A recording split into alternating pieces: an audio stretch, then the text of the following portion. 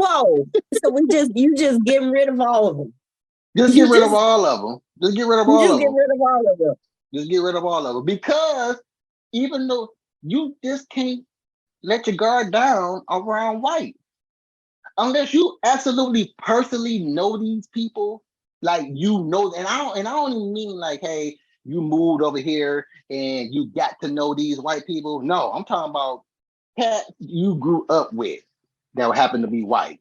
Unless you grew up with them, you just can't turn and let your guard down around white people. They will flip the script on you and talking about, I'm your ally. I'm an ally. Well, you're not, because you don't have to say you're an ally if you're an ally. Just be a person.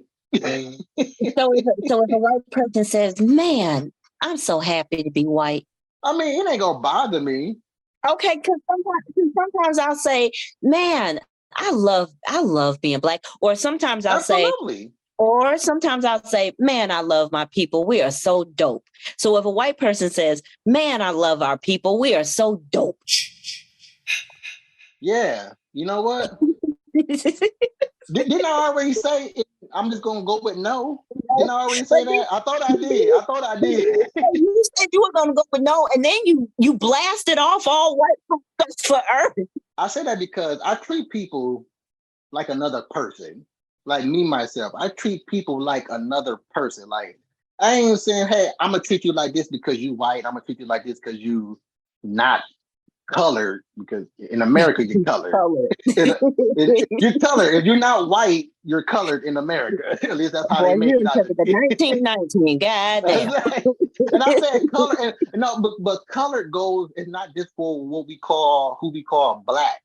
That's not what colored means. Anybody who's not white. That's how America portrays it. Yeah, of course. But I would not recommend going around saying you are colored. No, I'm not saying that. I'm saying I'm just going off. I'm just letting you know, anybody who ain't white, they're colored in America. It's colored, right? Yeah. Gotcha. but yeah, the heritage of white. Yeah. No. But you as an individual, I mean, I can hang with white. I can hang with white. You know, we can be cool. But again, I ain't gonna let my guard totally down around you, because I doubt that anything prejudice or racist come my way, you will be down with the get down with me. I totally feel what you're saying. Yes, I do understand, and I have felt that way too. Where especially when it's a bunch of white folks, it's because I've been in situations where. Okay, perfect as an example. I went out with a guy. We were going to go bowling, right? So I go into the bowling alley first, and I open the door, and there was nothing but white folks. I didn't see not one colored face in the crowd. Okay. And when I opened up the door, because I was looking cute, the guys peel out. I turned around because old buddy was parking the car. And so when I opened the door, you just saw all these white folks. They just looked at me. And then I saw some of them kind of whisper. So I head back out. The guy who I was going out with, he was walking up. I said, we got to go. He said, what's wrong? I said, there's nothing but white folks in there. He was like, man, I ain't worried about that. I said, no. I said, look, when you are in those kind of spaces, I don't know about you, but you just make yourself vulnerable to them saying and doing some shit that is just going to be offensive or stupid. It's just a high risk when it was all white. If it had been multiple, black and white or different cultures in there, I would have felt more comfortable, because the next bowling alley we went to, it had all sorts of folks. You had Hmong, you had black, you had white. So I felt comfortable. But when it was all white, I got nervous, because I'm like, somebody in this crowd is going to do or say something offensive. It's going to be a nigga. It's going to be something. And I couldn't trust the guy I was with, because he was talking about something, forget it. So in my mind, I'm thinking, if they do something, you're not going to step. So I said, we finna go. Yeah. I feel him, what he was saying about that. But at the same time, I'm not that naive to realize that don't put yourself in certain situations to where you know things of sort may likely to happen. Right. It ain't got nothing to do with being a man or being a tough guy. It just got like, dude, do you want to deal with being a man / tough guy today? And in this place, right, because we're And in supposed this to be moment. chilling. Right. But come to find out, he worked with a bunch of white guys. So he was used to being around whiteness. I'm not used to being around whiteness like that at that capacity. I can do it in spurts, but not like that. That was too much. I got overwhelmed and I was like, we finna go. I don't believe that BS either. Oh, I work around white, so I got used to being around white. That ain't got jack to do. These niggas should be used to being around black, but look at us, still hanging. Right. True story. Exactly. like we literally still hanging. Like I forget who was it? Who was the guy who were dang, this was like a lot of episodes ago where this guy was trying to propose hanging from a tree to be part of another a bill. I think I know who you're talking about. The same guy who asked the proposal of bringing back death by execution style. Right. He was like, can I also, if I may, propose hanging by tree? Like, and it just was funny to me that he specifically said tree. Like he didn't just say hanging. He just said hanging by tree.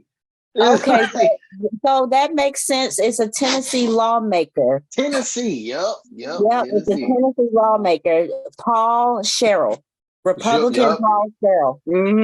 And he did propose hanging by tree as a method of execution. What is wrong with folks? No, you forgot to add the pronoun. What is wrong with white folks?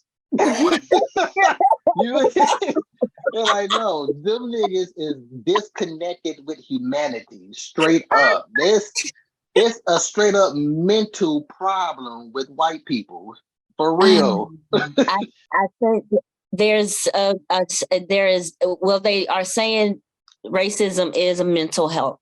Racism is a mental health. Yes. And I'm not going to say all white people because there are some ones that really, really do understand. I know some that really do understand. But there's a lot that really either, like you said, ignore it, don't see it as a real problem, or don't care and want to be a part of the problem. And who proposes? All of the above.